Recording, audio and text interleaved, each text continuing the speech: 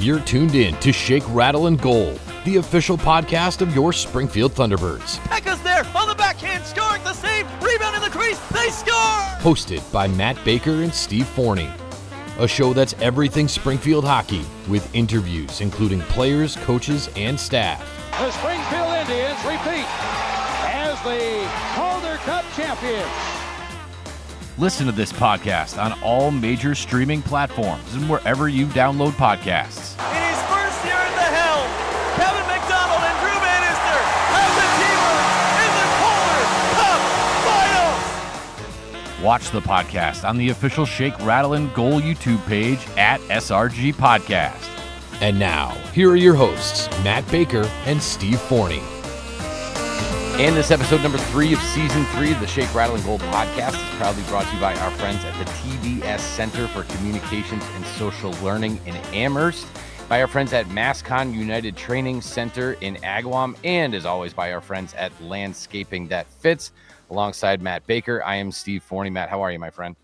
Doing well. I'm doing well. How are you? Good. As we previously discussed, we both had some pretty busy weekends here, just doing stuff. And so I know you were more listening than viewing. Yes. I was in and out of Saturday's game.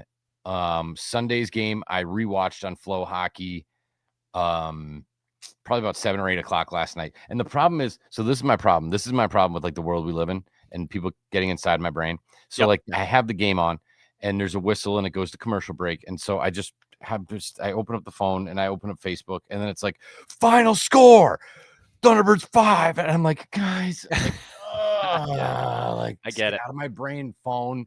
So the bad news is that I knew the score about halfway through the first period. But at the same time, I looked at the box score and was like, okay, well, all 6 goals are scored in the first 2 periods. I don't need to watch the third. And so actually, while we were sitting here tonight, I was just watching the third, just obviously to watch it. And I'll start with this. Yep. Flow hockey's been much better. Mm-hmm. It's been smoother. I don't have the volume issue. They seem to have worked out some of the kinks that they have. All right. So if we're going to bang on them, when we bang on them, let's praise them when we should praise them. And they've had a nice start to the season. In terms of the Thunderbirds, this weekend to me was sort of unique because you went down to Hershey, you played 2 games, and at the end of 6 periods, it's 6-6 in goals. Yeah. And you won 1, you lost 1. So are you where you left off? Yes. Now, having said that, because last week we were kind of harsh on the team because we could only go off of what we saw, which was 1 game. The beauty of this is that now we have 2. So if we only had Saturday's game, it would be another week of sort of complaining, right? And I think that what we saw on Sunday we saw flashes of this last year. Remember, we would get these games and we're like, this is now okay. Now I can work with this. Now, if we just do this 80 times a year, we're in great shape, right? So. I don't know if you had any sort of takeaways from just how the weekend shaped out or what you were able to witness and consume, as you're doing stuff that dads do. Yeah, well, no, I mean, we did have a busy weekend and finishing up. It's one of my favorite time of years because, hockey starts. I like the change of the seasons, and then you're kind of wrapping up all of our fall sports that I'm coaching. And getting ready for the winter. So it was a busy weekend, but I did manage to listen. And I agree with what you're saying. I'll say this, though, and I am going to completely spin this positively and, be a homer for a minute. The way it ended, I feel like if you beat Hershey 5-1 on Saturday and then lose 5-1 on Sunday, I probably am like, What did we learn? Yeah. Right. The fact that how they won Sunday and got the contributions that they got on Sunday, to me, that's the bigger picture because this still is only, we got a visitor. This still is only 3 games into the season, but let me do this. Congratulations, Matthew Pekka, 200th career point with the Thunderbirds. And congratulations to Jakob Stünsel and Theo Lindstein for netting their first career AHL goals, right? So you're getting these contributions from the young kids. And I think all of Nicky leads the team in assists right now. His goals are going to come. Hugh McGing, we're going to talk about that in a minute. But his goals are going to come in bunches. Pekka's goals are going to come in bunches. Devo got a goal, but you would expect his goals to kind of come in bunches. So the fact that this game 2 was the Thunderbirds' dominance and a great game from Zarenko gives me a better feel than at the end of the day, you're 1-2. How you got there is irrelevant. You're 1-2. You got 2 points. You got your first win. All great. But I think after losing in Hershey, again, kind of getting the doors blown off by the end of the third period, over, to quick turnaround. Zarenko played on his head. He made some saves there. And like you talked about last week, Ryan does such a good job with the emotion and with the moment and telling you what's going on. I can see it in my head. I thought Georgi Romanov sounded like he played well too. Mm-hmm. It sounded like, I think that first goal probably is one he wishes he would have back. Then I believe it was a power play goal. Then he made some saves early in that third period on Saturday that really, if the offense showed up, you're like, those could have been game-changing saves. Point blank range, rebound, stonewall. And you're kind of like, all right, if the offense shows up, we got ourselves a game here, but it never happened. So I think it was a great weekend. I think you got to win in Hershey, which is something you haven't been able to do in 10 years. That's I don't know exactly how many years, but a while. So you kind of get that monkey off your back. You get the first win of the season, and you're getting contributions from these young kids. And we talked about it last year. I think the slow process was all right, these guys have to learn, because it was a younger core. They got to learn how to grind out a 60-minute game. You got to learn how to grind out a road trip. You got to learn how to play these 3-and-3s.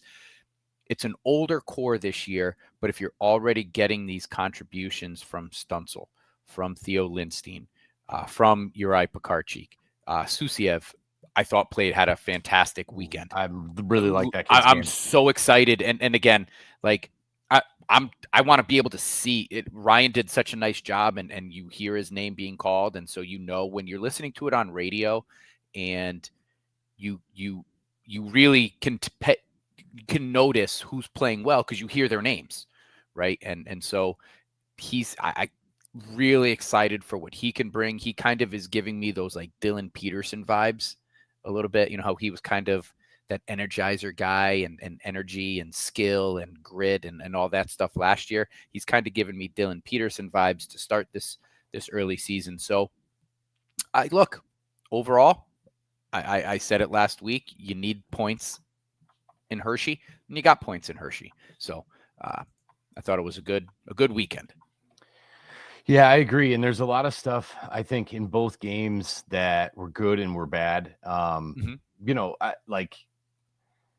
I think game 1, they kind of know that they shot themselves in the foot a little bit when you're given, first of all, the Thunderbirds did not have a single penalty on Saturday. I know that. Yeah, I know. And they had two separate 5-on-3s, and in the second period, and didn't score.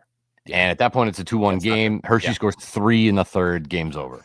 So if you can get some sort of a capitalization there in those 5-on-3s, you're in business. Yep. So I'm looking at Sunday, and I'm like, and then they get a power play goal, and you're like, oh, okay, perfect. And they weren't.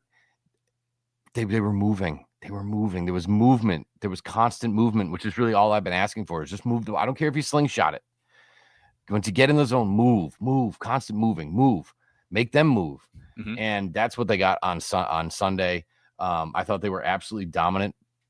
They were dominant for 3 periods, but in this way, the team dominated the first and the second period, Vadim Zarenko dominated the third Yes, period. he did. And like I said, I've only seen about half of the third period, and I was literally just watching it on demand. But the box score, shots, first period, Springfield 8, Springfield 11, Hershey 8. Second period, Springfield 11, Hershey 7. Third period, Springfield 6, Hershey 14. Yeah. So Hershey understood the assignment being down 4 goals, and Zarenko was absolute stones. And Yes. I think we need to remember that we are still in good hands with with Zarenko. Because I think that when he's got it. And I think there are days when, I don't know, there's just that first game at home was just so fluky. I mean, that first Hunter Skinner goal was just so fluky, and it gets you in such a, I don't know, a tough funk. No, it yeah, completely does, right? It's completely like, does. You know, I hate to compare it and cross sports, but like I'm thinking of like the Patriots' first game this season, the very first offensive play.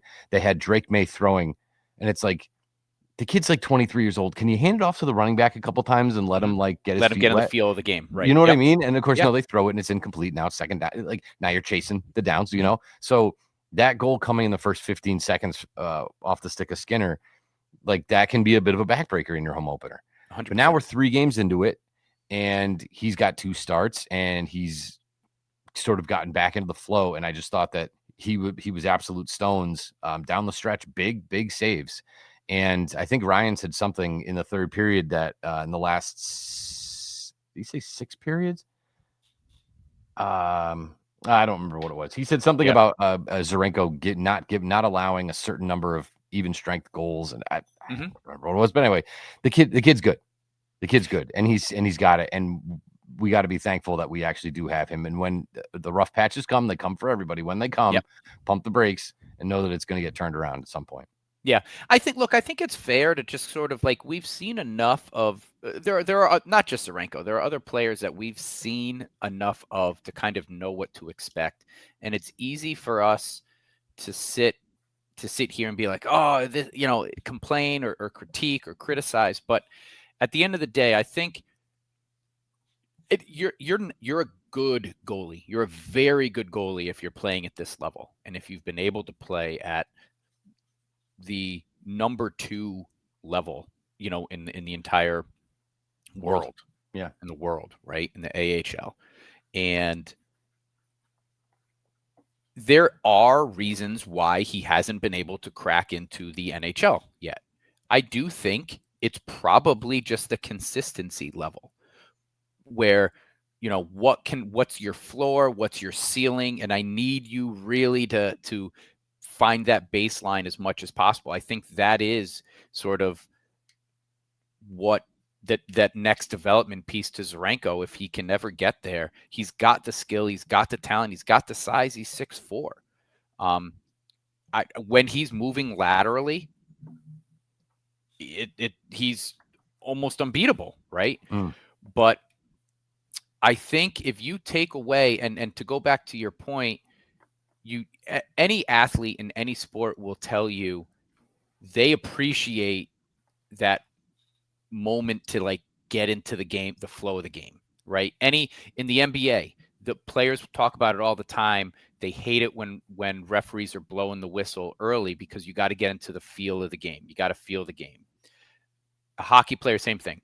Joel Hofer in the NHL, would he give up six goals? I think the other night. One. Yeah, I watched that one. That was a rough one. Yeah, it doesn't mean he's bad, but like he got off to a rough start, and it was a very similar kind of thing where he goes to play the puck behind the net, and he basically I think he was trying to hit Kyrou or something like that. Anyway, but he ends up giving the puck away, and it's an empty net goal, and like that can rattle you, and you never get into the flow of the game. And it's very possible that rattled in game 1 of the season, rattled Zarenko for the first 20 minutes, because after that, it's kind of lights out. He was good. He was real good. He was good. Oh, okay. So maybe that's what it was, because I was thinking about, I was like, well, Hershey dropped 5 goals, but that was Romanov in net. So I think what Ryan said was that in the first 6 periods, Zarenko's given up 1 even strength goal through 2 games.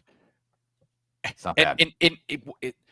Aside from the Skinner off the foot, I think that's the one. Oh no, because okay, so maybe it's 5 periods. I should have brought it up. But point taken. Look, at the end of the day, right, of his his 2 goals or his 4 goals that he gave up in game 1, 2 were power play. One was Skinner off of Zarenko's foot, and the other one was the misplay by Bushinger in the D zone, which again, I think Zarenko would tell you I should have hugged the post a little bit better. But we are completely in good hands. I thought Romanov played well too.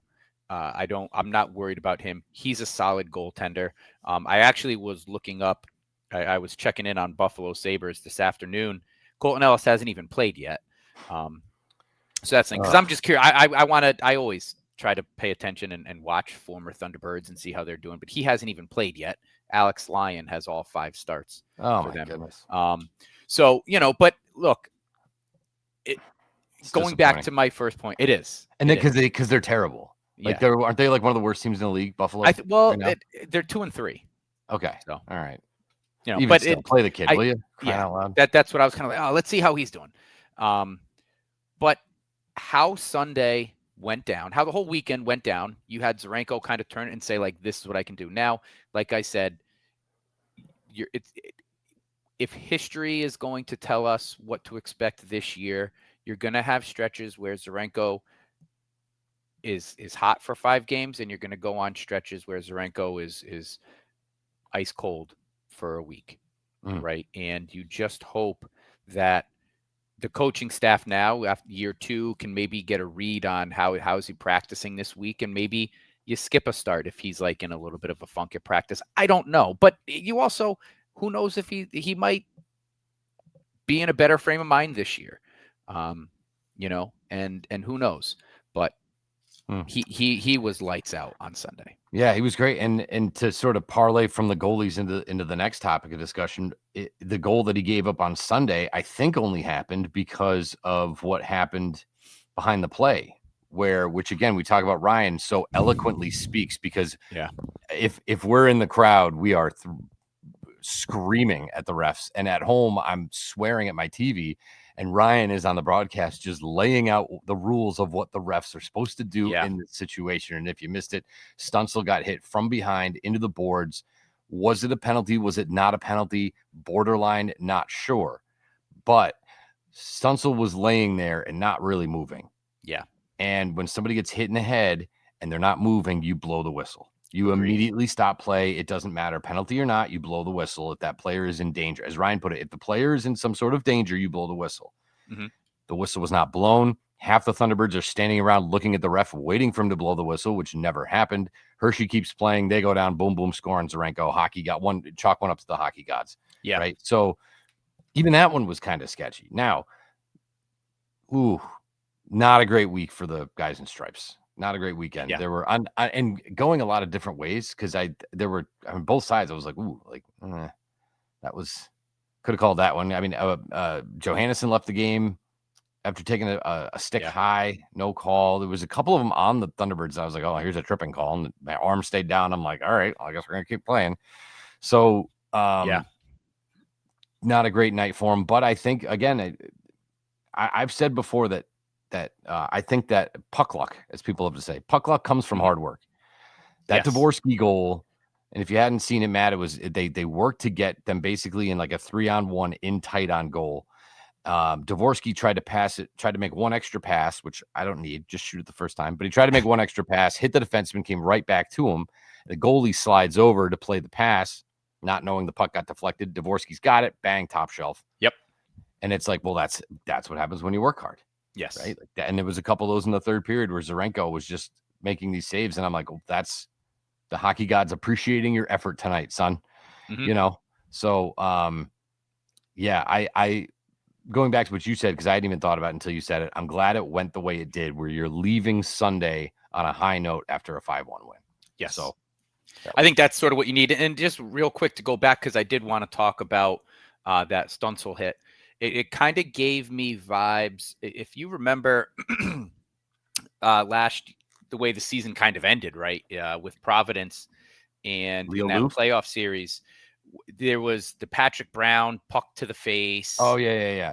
And who was it on our side I think it was that Leo Loof. was it Leo Loof that got hit a in the puck to the boards. face and then Oh yeah, that's what it was. right Yeah. he took a puck to the face and Thunderbirds kind of stopped and watched and waited for the whistle and that whistle never came. And with Patrick Brown's hit to the face, the whistle came quicker as it should. If my memory serves me correct, with the Leo Loof, it never did happen. It kind of was like, because you're right. When a player is down and you're not talking about like a lower body injury, you're talking head injury and a player's not moving, you're supposed to blow the whistle. And, that's frustrating. I do think, and this is maybe where the league can be a little bit more like send a memo out to referees, maybe a little bit more to instruct. Like the NFL does this all the time, sends memos out to referees about tush push offsides. Look for this, right? Maybe the league could, I don't know, where there shouldn't be that gray area when it comes to head injuries. Do I blow a whistle? Do I not blow a whistle? Is he in danger? Is the play moving away from him? Is the play moving towards the player? And then also, in hindsight, it wasn't a game wrecking goal, but did he miss a shift coming back? I think he did, but I do think he came back. He came back in. So to play devil's advocate, you'd say, I guess he wasn't hurt then. I mean, I guess, but at the end of the day, and this is what I mean, where like, and maybe league memos are getting sent out. I don't know this, and this isn't meant to necessarily be critical of the league, but just have a little bit more. Doesn't matter if a player goes down with a head injury after a hit and they're not moving, you stop play and you assess the situation, because as a ref, you're supposed to keep your eyes on the play and watching. If I look down and I'm trying to do an assessment of, hey, can this guy hear me? Is he responsive? I'm missing what's going on in the play, and you don't want your refs doing that either. So, right. Again, I'm playing devil's advocate here. Yeah, I feel like he came back to play. The NHL has been doing this for a long time, where if they're going to suspend a guy and it's a 5-game suspension, but we're going to tack on 2 more games because he got hurt and he's in. Yeah. Like, well, what's the penalty? The ruling is based on what happened on the ice, not if the guy's leg is broken or he's concussed or he comes back a shift later. None of that should matter when it comes to your discipline. And the same thing goes for these type of plays, as you mentioned. I'm not asking him to call a penalty. Mm-hmm. It doesn't have to be. You're right. It doesn't have to be a penalty. And in fact, you're almost better off blowing the whistle, making sure they're all right, getting together with the linesman and the other ref and say, did you see anything? I missed it. Did you see it? I saw this. It looked clean. It looked dirty. Talk about it. Take 3 minutes and talk about it. I don't care. Because if you don't call anything, that's fine too. But at least the player who got his face smashed into the boards, at least get him, what the help that he needs. So, again, early in the season for the refs too. I actually kind of like that crew. I like Stephen Hiff. And it just kind of is what it is. But like you said, it didn't affect the final outcome, which I'm glad. And it's one of those things that, like, as soon as I saw it, as soon as I saw the hit and I hear Ryan going, there's no call, I'm like, oh, well, Hershey's going to score here. It's just, that's just going to happen. And it did. So, it is what it is. Like I said, I don't want to do too much complaining. I thought that your boy Chris Wagner had an awesome weekend, and I think this is one of those guys, whether or not it shows up, because he didn't really have a lot of stuff on the score sheet to necessarily brag about. He finished the weekend with no points and a -2 in 2 games. Didn't play like it. That guy was everywhere. He was in he was in people's faces. He's one of those guys that when we play against, I'm like, man, why can't the Thunderbirds get a guy like that? You got a guy like that. He's going to be in their face. He's going to hit. He's going to be physical. He's going to talk to the refs. He's going to talk to other players. He's going to be a little spark plug. And I think that those are the kind of guys that you really need. And I think the Thunderbirds have sort of lacked a little bit of that. We've talked in the past seasons about them kind of getting pushed around and bully balled a little bit.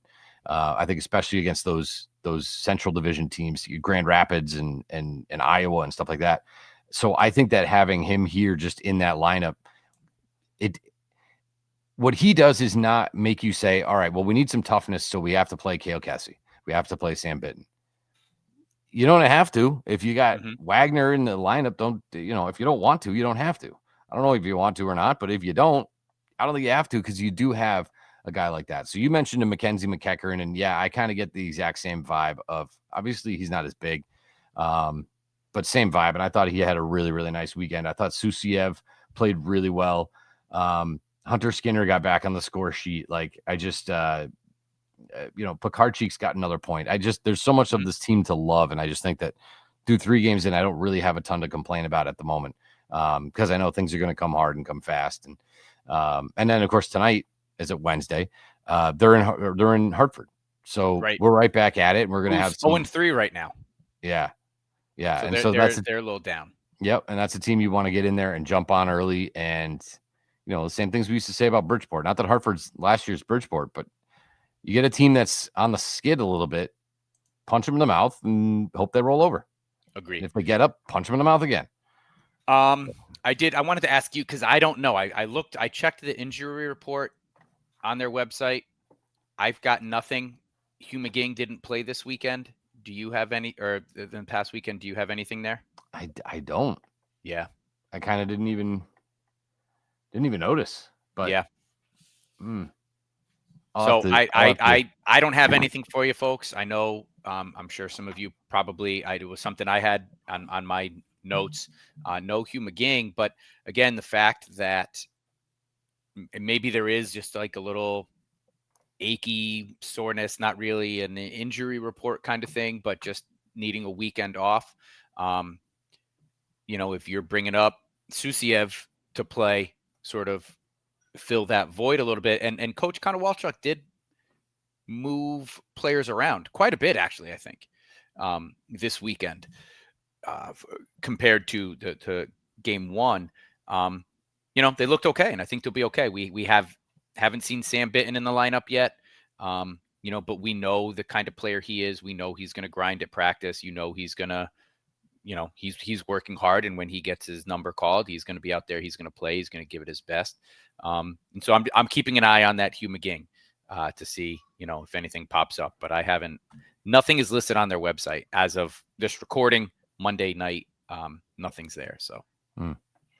I do want to get to some fan rants. It is funny how, like, when we post those things, it's like I feel like there are people on the other side of their keyboards just waiting for us to drop. It's like just start firing away stuff on our rants. I do, folks, to comment on that real quick though, Steve. I know you try to release the episode Wednesday morning at 10 a.m.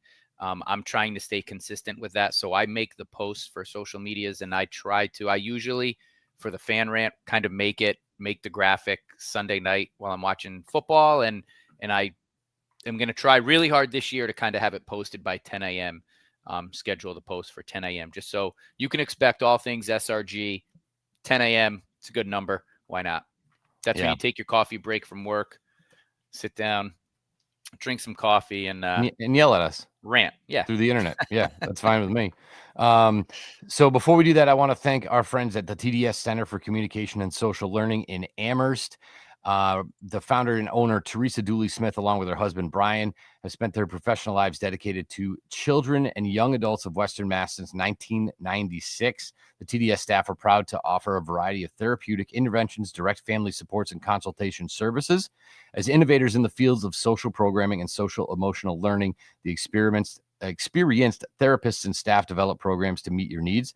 They offer special programs, giving students opportunities to become entrepreneurs within their own areas of interest, as well as hosting community-based learning opportunities across Western Mass and the Pioneer Valley. For more information, you can go to tdsspeech.com. You can contact them at info@tdsspeech.com or 413-835-0735, or as I like to say, Google them. TDS Center, pop it into Google. By our friends at MassCon United Training Center in Agawam. From beginners to pro, MCU Training Center is a one-stop shop to improve your game with its top local trainers and their knowledge, skills, and training to help develop programs that'll make you a better player no matter your skill level. Their small player-to-coach ratio clinics allow them to focus on each individual athlete's need. They're right on Springfield Street in Agawam, in the plaza where the still used to be and where Taekwondo used to be and where the pet store used to be. Somebody, by the way, get in there, get into that plaza and fill it back up again, will you please? But they're in a perfect spot right over the bridge from the Big E, right off of I-91 as well. 413-301-6040. That's 413-301-6040. MCUTrainingCenter.com. And of course, our fan rants are brought to you by all season long by our friends at Landscaping That Fits. 413-847-0338. Rob at Landscaping That Fits has done a remarkable job on my lawn. I know we talked about in the spring. I was mowing once a week. It looked great. It just looked amazing. Every time I turned around, my Ring doorbell would go off, and there's Rob at the gate laying down some more fertilizer. I'll give you another one. We went on vacation, and I was like, Rob, man, like, can you just come over and mow the lawn once? And he did. He scheduled me for a Thursday. I called him like Monday. He scheduled me on Thursday. Came in, moved the trampoline, mowed under the trampoline, which I don't do early ever. The grass is super long. So thanks, Rob. So it was a one-time thing. He's like, yeah, sure, no problem. And, charged me, obviously, as he should. Not very much, but that you're in a pinch. I don't know. Hit him up. I mean, he's happy to really help you with all of your landscaping needs here in the fall. It's a good time to plant grass. It's a good time to get aerated. There's so many things that you want to do to your lawn in the fall before winter comes. And if you don't know what it is, or quite frankly, you don't want to do it, give Rob a call at 413-847-0338. Big thanks to our friends at Landscaping That Fits for sponsoring our fan rant section, Matt. That's awesome. So here we go. Let's start it off. Sean Ryan, I believe that's real name, not the Facebook way. Susiev looked really good this weekend, fast, and has an excellent set of hands on him. I expect him to be a big part of the team this season. Goalies, Romanov looked good, and so did Z. I just wish we consistently got the Z we saw Sunday. Overall, young guys did a fantastic job, and despite the 1-2 start, I think this team is built for the playoffs. I agree with that. We kind of talked about that too. And look, I think I agree. It's that the ebb and flow of Zarenko that can sometimes be frustrating. But at the end of the day, I think we just, at least for me, I'm just going to keep telling myself he's a good goalie. We know he's a good goalie. And I'll take, all year last year, I said it, give me Zarenko as a number 2 all day. I'm good having Zarenko as our 1 this year. Mm-hmm. And I really don't know if it's going to be Romanov, Zarenko. I don't know how coach is going to rotate those goalies, but we are in good hands. And I'm sure Zarenko would tell you too. Yeah, I wish I was more consistent, because I really think that is the piece that's keeping him in the AHL. He's got the size, the prototypical size of an NHL goalie. And I agree with the young guys. A 1-2 start, not less than ideal, but points are had.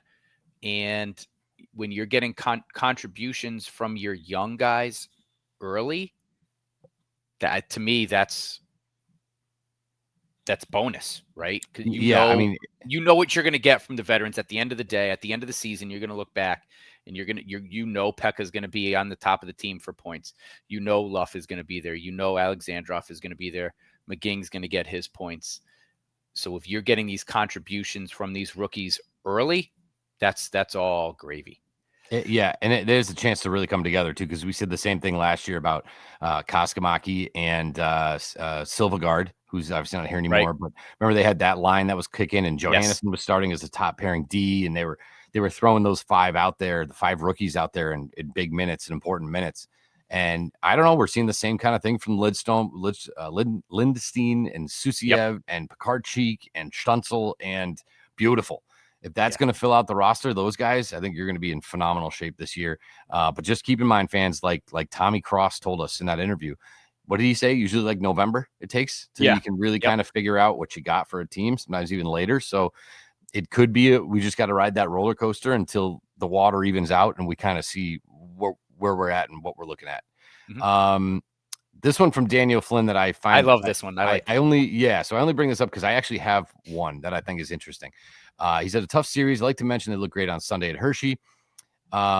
I know Matt and Steve will cover the games, but if Springfield could do a theme that's completely different than anything they've ever done, what would you suggest? I always wanted a retro game night where we get a pixelated logo of the T-Birds like Sonic the Hedgehog. And then he actually made like a Sonic the Hedgehog logo, which actually looks pretty awesome. As you guys know, he's really good at jersey design and graphics and stuff like that. Yeah. So a different theme night that is not that's not one they've done yet. Do you have any thoughts or suggestions? Because I got a good one, but I want to hear from you. I don't know. I like an 80s night kind of thing. I don't know how you would pull that off. Bright colors, wacky design, play a lot of 80s music. But I mean, you're playing AC/DC anyway. To me, I don't know. I think that would be fun. Have an 80s night retro jersey. It completely unrelated to, it doesn't have to be a Springfield jersey worn from they were probably the Indians in the 80s. I guess we kind of had that last year, but make it just like 80s themed music. That would be fun for me. So this one I didn't get until the summer. We went to Vancouver and Alaska, and some of the big things that is like historical things from them, the Eskimos and the Inuit and that sort of thing are the totem poles, and everybody's seen these totem poles. On almost all the totem poles they have, the most important thing that they put on the top is the Thunderbird. And so almost all the totem poles have a big Thunderbird on top. So I know it's Alaska and we're way out here, but November is National American Indian and Alaska Native Heritage Month. So in November, let's have a night where we totem pole on the jerseys, totem pole night, something like that. I thought would be really cool. Again, it's also American Indian Heritage Month, so there's your throwback to the Indians. So it actually ties in the Thunderbirds and the Springfield Indians with you call them the Springfield Inuit, call them. Yeah. You don't even have to change the name, but to have some sort of totem pole homage to the sort of Alaskan Eskimos and Alaskan natives, I think would be super cool. I think it'd be unique. I don't think anybody's really ever done that, especially not in the Northeast. Why would we? Right. But I thought that was so cool. I actually bought a couple of cool wooden ones just because they had this cool Thunderbird on the top. I'm like, this is awesome. Yeah. So there you go, Daniel Flynn. That's my idea. I like that. That's actually a really good idea. And you can get, I'm sure if there are any members of the creative team listening to the show this week, maybe that's something that's a good idea. And that ties in a lot, history and ties in the name. Contributor Vin Carroll he contributes a lot. I didn't see Saturday's game. Was apprehensive about another beatdown on Sunday, but what a great game. A nice bounce back win with sound goaltending, solid defense, and contributions from a lot of guys. Also glad we didn't get outshot. Much better game all around. Let's keep it going. And actually, Vin, I meant to bring this up earlier. This weekend, I feel like it last year, I don't know how you felt, Steve. Like, I almost felt like I wasn't watching. Like, this isn't supposed to happen in hockey, giving up 40 shots, getting doubled up in shots every night. Like, it's not. 10 shots a period is kind of a lot, right? So I almost you're like, this isn't even supposed to happen. I felt like this weekend in Hershey, and you can't take anything away from them. Do I think they're as good as they had been in years past? No. But they're still Hershey. It's still a proud organization, and they do have players on that team. I thought it just felt like normal, like shot totals, and Springfield outshot them on that Sunday game. But I think, Vin, what your point is that you kind of did have a little bit of, here we go again. There's something to be said when you can kind of get that monkey off your back. We haven't beaten this team in this building for how many years? We finally get it. You're going to get them twice at the Thunderdome. You can beat them on the road now. Like, what does that do for a psyche on both sides? We talked a lot about that last year. So I agree with you. I think it was a great bounce back victory, playing sound hockey, helping each other out, on all offense, defense, and special teams here. Yeah, it's because I know you haven't. I know you don't have it in front of you. I assume not, but you said 10 shots a period. They gave up 31 on Saturday, 29 on Sunday. That's 60 shots through 6 periods. That's 10 shots a period. That's kind of where you want to be. More than That should that be is a lot. Yep, that should be where you're aiming. No doubt about Yeah. it. Our friend Sam, Samantha says the new goalie did okay. First thing we need to shoot first. Can't keep playing with the puck. I concur. She says, what's happening? McGing out, Sam out, JoJo out, Stunsel out. We're 3 games in. What the heck? Which is true. It's let's hope it's not. Hey, if we're gonna have a lot of injuries, as I like to say, have it now. Don't have it in April. And I don't really know how many of them are serious, but I don't think very many of them are. Nothing is on the injury report, Yeah. and like I said, I'm checking it right now, Monday night. Nothing's on the injury report. And I feel like with McGing, if there was an injury from game 1, by now it would be on the report. So, I don't think it's anything serious. Yeah. She says, on a positive note, we did hand Hershey their butts on a silver platter. They got us Saturday. We got them Sunday night. Payback. Out of both games, I say we did 50-50. I think that's kind of how we let off the show. Matt was talking about how the scoring was 6-6, or through 6 periods, and you won 1, lost 1. So yeah, it was 50-50, pretty much split right down the middle. Real quick for Katrina. Katrina has a lot of questions about that hit on Stunsel, and the only thing that I can tell you, Katrina, is check the rule book. It's in the rule book. You can't go back. If a goal is scored, you can't go back 20 seconds prior and say, "Ooh, there was a penalty there, so the goal doesn't count." You can't do it. It's not in the rule book, and it's not something that the refs are allowed to do, and they are stuck to the book. So that's sort of that. Yes, I was going to talk about Katrina. She also wanted to, and I'm going to try to, Steve, when you're doing that, if you do the next rant, I'm going to try to find it. Sure. Her mom's church is doing a trunk or treat. She didn't tell me where. I think she sent me another message telling me where the church is, but October 29th from 6 to 8, their church is doing a trunk or treat. And Boomer will be there. So I'm gonna do my best to try to dig in to see where that church actually is. I think she sent it on our you take your time. We're doing a Thunderbirds trunk or treat at Clark this year as well. So nice. Clark trunk or treat. We're gonna have some swag to give away. We're gonna have the truck all decked out, Thunderbirds. So I'm looking forward to that too. And shout out to the team. I felt like I had to ask permission. I don't know. I just did, but they were like, yeah of course, go ahead.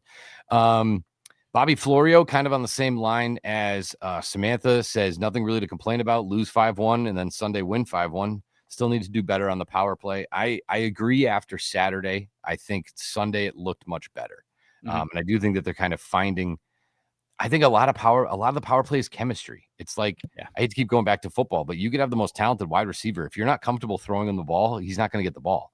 Yeah. So the more comfortable they get, knowing where each other are going to be in the right spot, seeing that half of the ice in an organized fashion, seeing the play 3 passes away, comes with time. And I think that they're going to get there this year. I have confidence in that.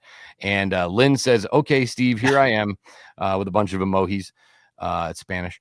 Unfortunately, I haven't seen Saturday's game yet to comment. But from what I could tell, either Hershey changed their line Sunday or our guys were 100% on the ball. And congratulations to the captain. It's funny. I didn't really look it up as to whether Hershey changed anything. I think that our guys just came out flying. I think that from the jump and look, we talked about it in the first game of the season where it took 15 seconds for the Thunderbirds to fall into an early hole. Yeah. It took, I have it in front of me. It took, what was that first goal scored? 7 minutes. So, I mean, again, in the first half of the first period, Thunderbirds had the lead. And then they get another backbreaker to make it 2-0 with like 24 seconds left in the period. That's the worst time to get scored on is the first 3 minutes or the last 3 minutes of a period. Yeah. And Thunderbirds got 1 7 minutes in and in the last minute. So those are backbreaking goals. And that goes a long way on both sides. That'll shake a goalie and that'll get another team fired up. So I think keep the puck out of your own net for that vulnerable first 3 minutes and the vulnerable last 3 minutes. And not only that, score a couple goals, you're going to win some games. So I love that. Thank you to all you for your fan rants. Thank you to Robert Landscaping That Fits for sponsoring the fan rant section. We appreciate you, and we appreciate everybody that contributed. Absolutely, absolutely.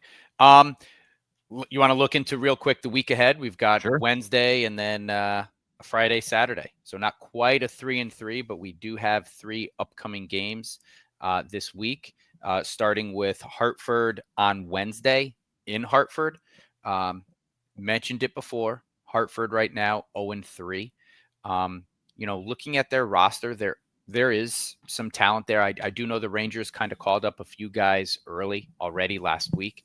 I don't know if they'll be sent down by Wednesday night or what. But they do have, some names that you remember. Bleed. Is that how you say that? Bleed? Is it Bleed. Anton Bleed. Anton Bleed. Brett Berard. Socora's there. And look, you still have good goaltending as always. Great goaltending. Dylan Garand and 6'8" Talon Boyko. Talon Boyko. So, looking at their stat, Dylan Garand is a very good goalie. Boyko, he's got 1 game under his belt this year. It doesn't look like it went very well. I think it's, let up 5 goals. But still, he's a walrus. Shots. He's 6'8". He's 6'8". He shut us out the one time he faced us on New Year's Eve. He was the goalie in that one. He was the goalie in that one. And look, so if you're Hartford, you're like, all right, well, Boyko's shut him out before. Springfield does have a hard time with bigger goalies. But you're looking for your first win of the season. I probably would expect Garand to play there. Thunderbirds, familiar foe, so to speak, right? So I don't think he's going to be too intimidating. I think if you are Springfield on Wednesday, you never know what the crowd is going to look like or sound like on a Wednesday, but I think get off to a fast start. And it's not so much about goals, but just kind of control the tempo and play how you want to play early in that first period. I think you can carry them along. I don't think many people are expecting Hartford to be very good this year. But it's still a rivalry game. I would expect, a fist or two to be thrown.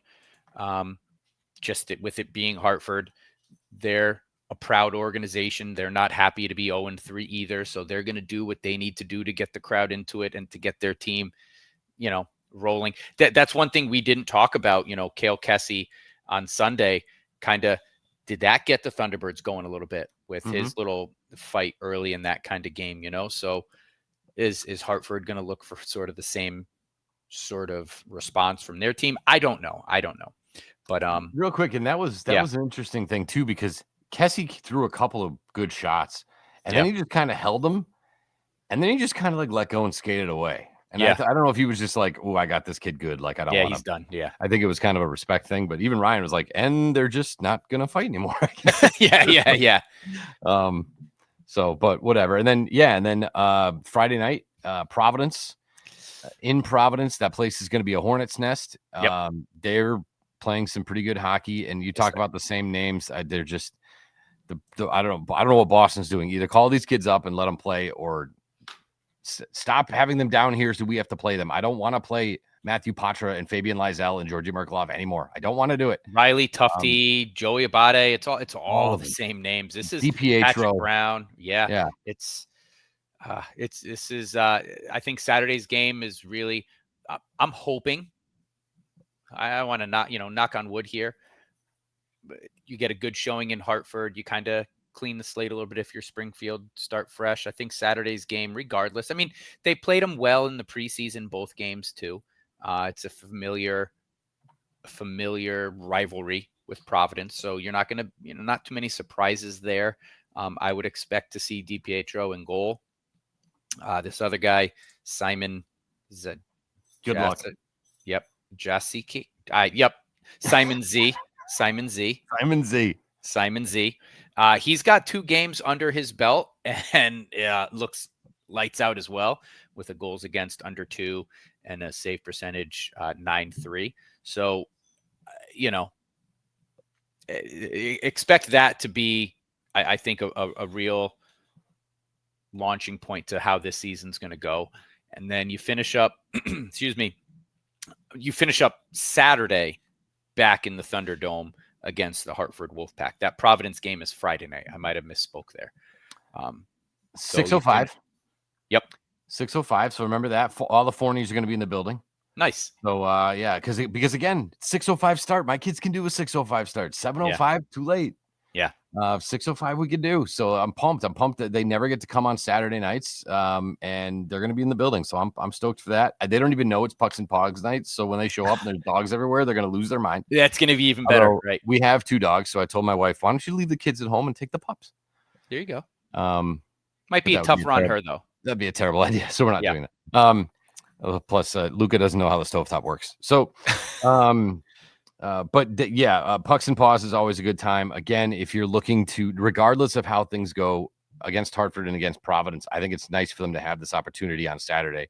Okay, look, they've been on the road for 4 of their first 5 games are on the road. Yeah. So let's come home on a Saturday, ready to go. It's going to be jumping. It's going to be busy. There's going to be dogs everywhere. Like, I think that's going to be let's say they lose the first 2. That is going to be a get right game.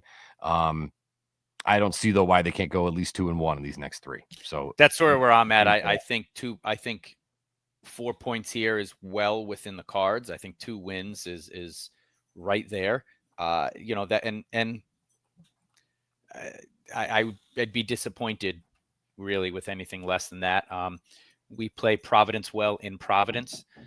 So, I think if if you go with the Georgi Romanov on a Wednesday, Zarenko in Providence, who he plays well against and plays well in Providence, and then come back home with Romanov on that Saturday against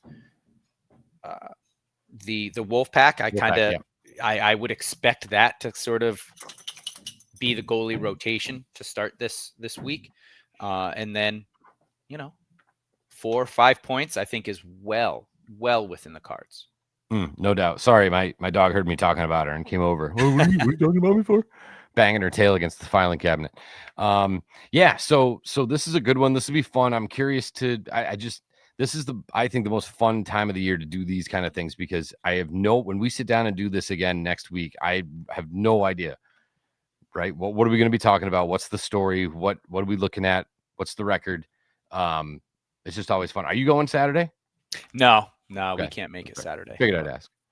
We will be watching. We'll be watching this cool. week. I got my Wednesday night is cleared.